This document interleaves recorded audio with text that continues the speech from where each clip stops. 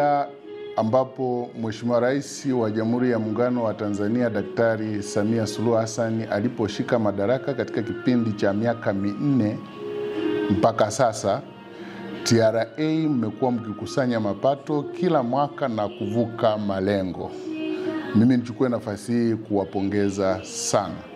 Lakini pia nichukue nafasi hii kuwapongeza kwa jinsi ambavyo mmejikita katika kutoa elimu kwa walipa kodi.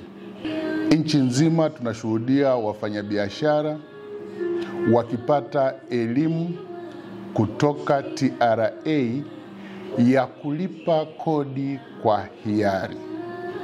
Sasa mko katika wilaya yetu ya Bunda kwa ajili ya kutoa elimu, na rai yangu kwa wafanyabiashara wa wilaya ya Bunda ni kuwaomba wajitahidi kutunza kumbukumbu za biashara zao, ambapo imeelezwa kwamba wafanyabiashara ambao wana mauzo zaidi ya milioni 11 kwa mwaka wanapashwa wawe na mashine za EFD ambazo zitawasaidia katika utunzaji wa kumbukumbu za biashara zao.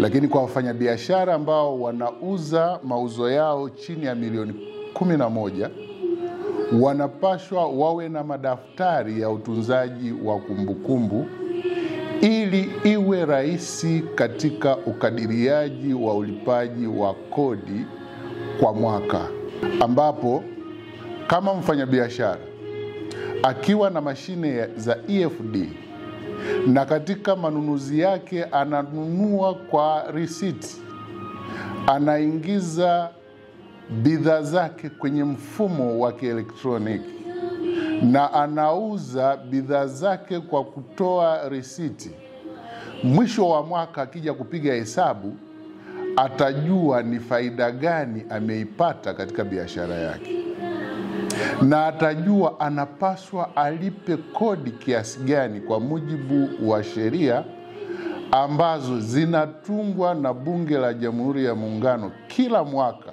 Kwa hiyo hapo hutafuatwa kulipa kodi, utalipa mwenyewe kwa uhuru na kwa hiari kile ambacho ulipaswa ulipwe, badala ya kukadiria, ambapo unaweza ukakadiria kikubwa au ukakadiriwa kwa kiwango cha chini na ukasababisha serikali yako ikose mapato ambayo ni msingi mkubwa wa kutoa huduma mbalimbali za jamii na za kiuchumi kwa wananchi wote.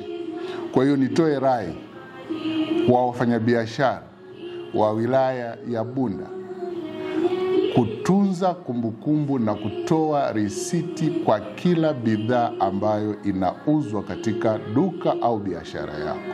TRA, pamoja tunajenga taifa letu. TRA.